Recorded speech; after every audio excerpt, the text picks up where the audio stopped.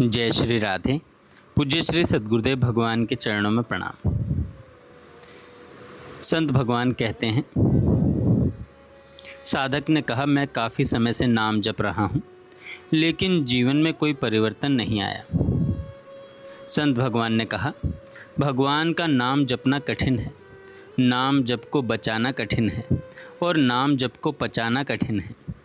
इसका अर्थ यह है कि हमें नाम जपने का उपदेश तो मिल गया, लेकिन हम जप करने के लिए मन को एकाग्र नहीं कर पा रहे हैं। हमें भगवान के नाम जप की महिमा के बारे में पता चला, लेकिन नाम जपना बड़ा कठिन है। भगवान का नाम जपना कठिन है। आप तीर्थ यात्रा पर जा सकते हैं, शास्त्रों का अध्ययन कर सकते हैं, दान कर सकते हैं, दूसरों की सेवा कर सकते हैं, लेकिन भगवान का नाम 4 घंटे भी लगातार जपना बहुत कठिन है। हमारा लक्ष्य पूरे दिन लगातार जप करना होना चाहिए, लेकिन अगर आप 4-5 घंटे भी लगातार भगवान का नाम जपने की कोशिश करते हैं तो आपका मन आपको बहुत परेशान करेगा। अगर आप थोड़ी देर राधा नाम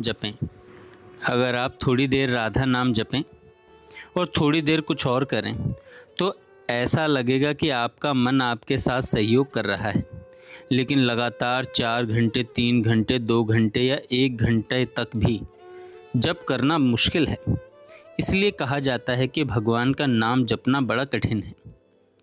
दूसरा है नाम जप को बचाना। मान लीजिए कि आप जप करने में सक्षम हैं, फिर अहंकार आता है कि मैं हर दिन नाम की 21 माला करता हूँ, मैं हर दिन 1 घंटे कीर्तन करता हूँ।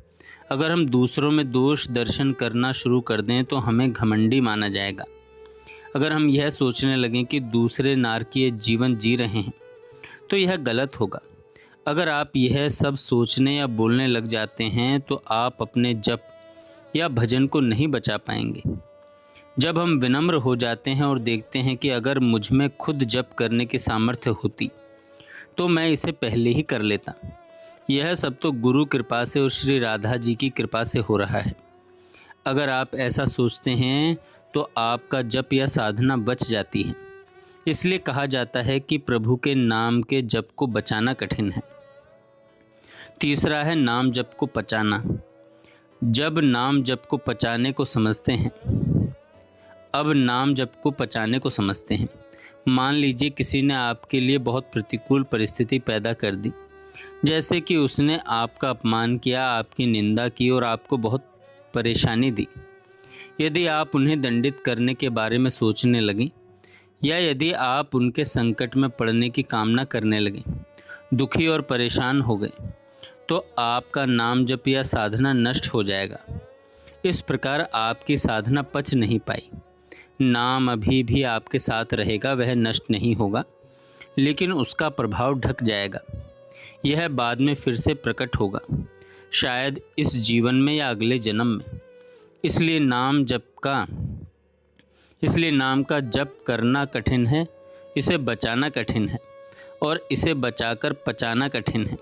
यदि आपको कोई गाली दे रहा है, अपमान कर रहा है और आप सहन कर लेते हैं, आप प्रतिक्रिया न देने का निर्णय लेते हैं, यही नाम के जप का पाचन है। आपकी साधना में उन्हें दंड देने की शक्ति है। हम उन्हें शरीर से, अनादर से, बुद्धि से, कानून से, तप से, अपनी आध्यात्मिक शक्ति से भी दंडित कर सकते हैं। लेकिन यदि आप अपमान को सहन करते हैं और आगे बढ़ते हैं तो आप में ईश्वर को पाने की क्षमता आ जाएगी।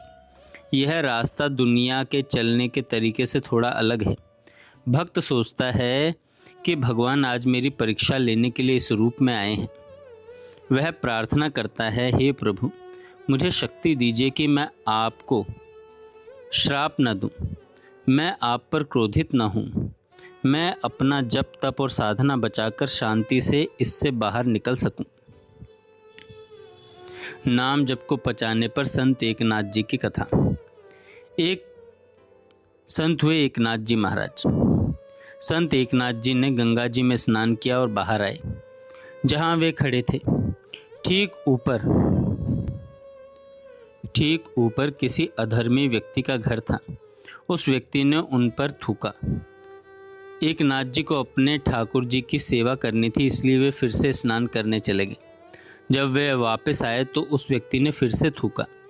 उसने इस तरह 100 बार उन पर थूका और एकनाथ जी 100 बार स्नान करने चले गए। जब वे फिर वापस आए तो वह व्यक्ति हार गया। वह आया और उनके चरणों में गिर गया। उसने कहा कि आपने एक बार भी मेरी तरफ ऊपर नहीं देखा, आपने मुझे गाली नहीं दी, आपने गुस्सा भी नहीं किया। एकनाथ जी ने उत्तर दिया कि भाई, आपने मुझ पर बड़ी कृपा की है, मैं क्रोध क्यों करूं? मुझे गंगा जी में 100 बार स्नान करने से 100 दिन लगते, परंतु आपकी कृपा से मैंने एक दिन में 100 बार गंगा स्नान कर लिया।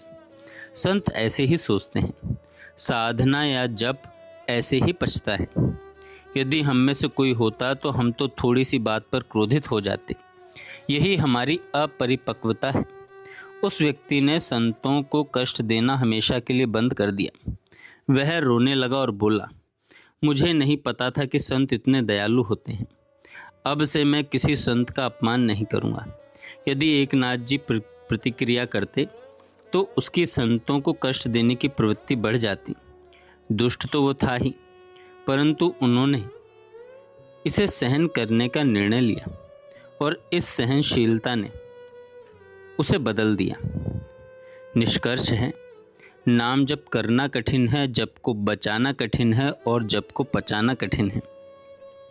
ये तीनों ही बातें सत्संग के माध्यम से प्राप्त की जा सकती हैं। संतों की संगति में हमें नाम जप और अध्यात्म की प्रेरणा मिलती है। इसे कैसे बचाना है और इसे कैसे पचाना है, इसकी भी प्रेरणा मिलती है। भगवान के भक्तों की संगति हमें अध्यात्म का अभ्यास करना, अपनी साधना को बचाना और इसे पचाना भी सिखाती है। जय श्री राधे।